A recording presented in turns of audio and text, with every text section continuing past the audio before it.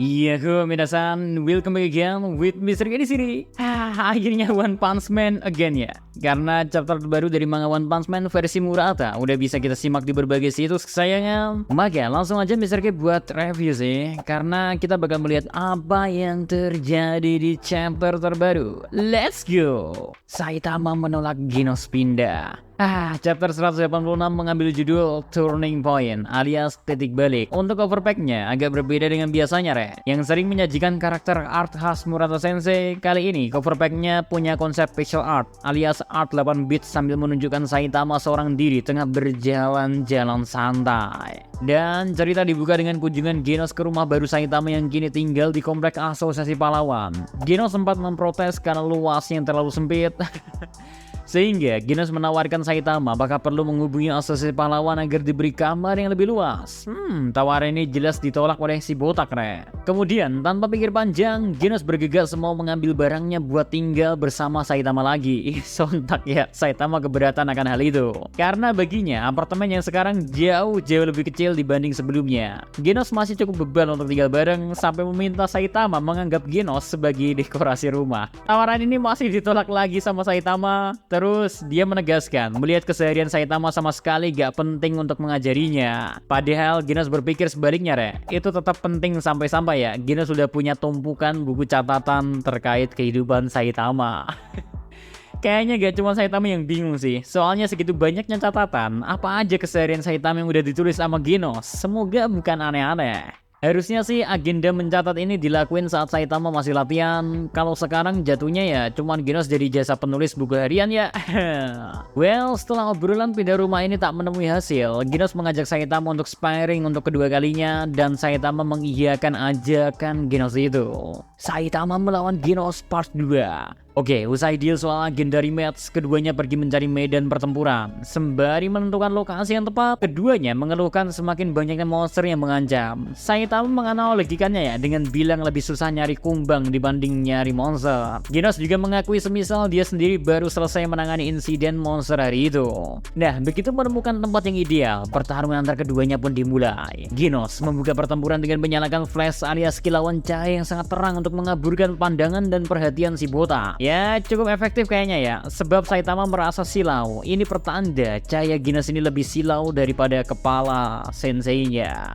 Terus ada kesempatan, Genos berniat mengantarkan pukulan berkekuatan penuh miliknya, sedangkan Saitama masih sibuk menghalau silaunya Genos. Tapi di satu sisi ya, Genos sepertinya menyadari bahwa sang guru botak ini masih tak menganggap serangan yang datang kepadanya. Alhasil, belum sampai serangan itu ke Saitama, Genos malah menghentikannya Padahal ya, kekuatan serangan Genos ini cukup dahsyat, sampai menimbulkan asap cukup tebal di belakang Saitama, menandakan kerusakan yang diberikan juga besar. Sepanjang match singkat ini ya, rasanya memang sangat deja vu dengan match pertama kali mereka. Bedanya agak ditukar doang sih, dan masih berhasil memberikan fakta masih lebih kuat di episode 5. Setiap detik serangan Saitama yang sempat mau diantarkan ke Genos, sukses memberi intimidasi kepada Genos sampai bikin merinding. Di momen ini ya, mirip banget kejadiannya dengan Genos yang sekarang coba memberi intimidasi. Sayang ia belum cukup kuat untuk membuat Saitama menganggap serius serangan dari Genos. So, dengan pemikiran itu, Genos pun memahami ia masih belum ada apa-apanya dengan si guru botak dan memilih menghentikan pertarungan sampai Saitama sempat mengkonfirmasi pertarungan jadi apa enggak sih?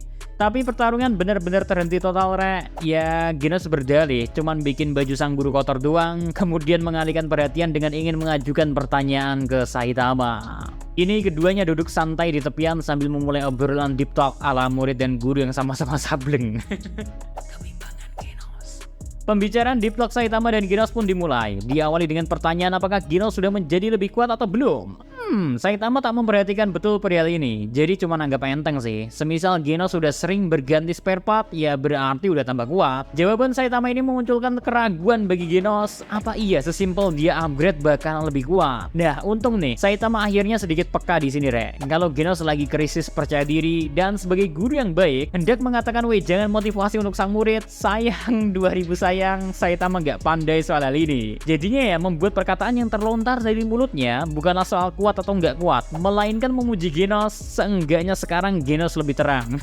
Disampaikan dengan wajah penuh meyakinkan pula. Sungguh guru yang baik kan? Balik ke Genos lagi, Re. Ia merasakan bahwasanya kekuatan Genos tak ada artinya bagi Saitama. Ditambah Saitama cenderung cuek terhadap Genos. Ya, habis gimana ya? Sejak awal si botak gak punya niat jadi guru. Genos sadar diri, di mata Saitama ya, Genos seolah tak ada perkembangan dan menganggap ia tak sebanding. Nyatanya, perasaan di mana Genos stagnan mengacaukan pikiran Genos, sehingga ia kemudian bicara soal mencari lingkungan yang lebih baik untuk menantang dirinya menjadi lebih kuat dari sekarang. Karena baginya ya, di asosiasi pahlawan sekarang ini ya, itu tak bisa membuatnya lebih kuat. Dari sini ya, topik obrolan keduanya berpindah ke organisasi pahlawan baru bernama Neo Hero. Oke, setelah di-spill sedikit-sedikit, penjabaran Genos soal Neo Heroes ini terbilang cukup lengkap. Neo Heroes muncul akibat keresahan banyak orang akan asosiasi pahlawan. Selama ini, asosiasi pahlawan memang terlihat sebagai sosok penjaga dengan memberi upah sebagai penghargaan kepada para pahlawan, persis seperti niat Aguri karena cucunya dulu pernah diselamatkan seseorang yang misterius alias si botak versi ganteng. Tetapi niat tersebut gak berjalan mulus disebabkan sistem manajemen asosiasi pahlawan sendiri yang sangat kacau dan hancur.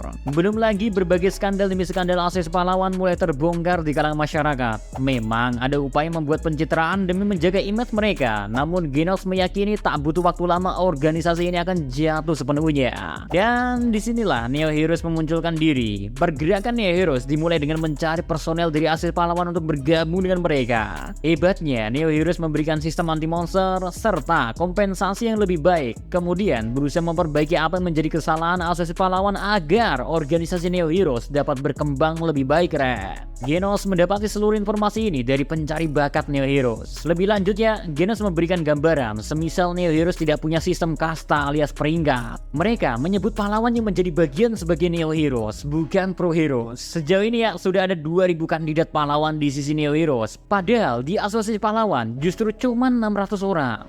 Berbagai calon kandidat telah dihubungi. Selain Genos, beberapa pahlawan pro tingkat tinggi di asosiasi pahlawan udah diajak. Nah, Saitama bingung dan agak kesel di sini sebab dirinya malah gak diajak. Genos mengkonfirmasi lebih jauh, semisal gak cuman dari pahlawan pro aja yang coba digaet, melainkan orang-orang kuat yang belum terkenal di publik pun akan diajak. Karena itulah, Genos merasa Neo Heroes akan diisi oleh banyak orang jauh lebih kuat dibandingkan asosiasi pahlawan seperti sekarang ini. Sehingga ia merasa ini kesempatannya menjadi lebih kuat. Lalu Saitama memotong penjelasan Genos, mengingatkan kembali soal dendamnya terhadap Mad Cyborg. Saitama juga menanyakan apa benar Mad Cyborg telah mati. Genos menjawab semisal semuanya masih belum jelas. Sepanjang ia terus mencari informasi, pertanyaan masih diberikan oleh Saitama. Gimana kalau Mad Cyborg bukan dibunuh oleh Pro Heroes, melainkan dibunuh oleh Saitama sendiri?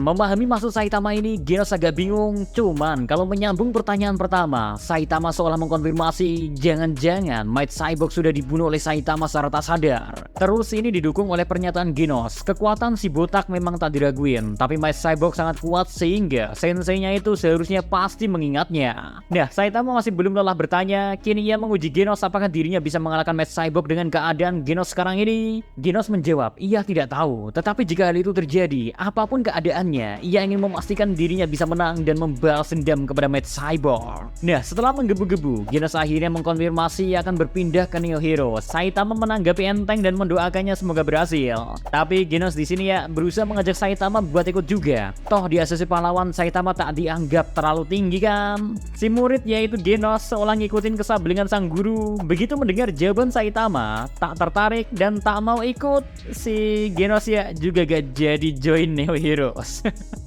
Terus udah ngomong panjang kali lebar soal begini begitu, kalau ujung-ujungnya cuma nebeng Saitama itu apa? Genos kocak. Ya, Genos udah kayak kita sama Soib aja ya. Berprinsip kalau lu ikut, gue ikut juga, Re. Murid dan guru ini emang udah sama-sama sableng sih. Untungnya ya akhir chapter ini diikuti dengan komedi seperti ini, jadi ya agak ngebosenin banget.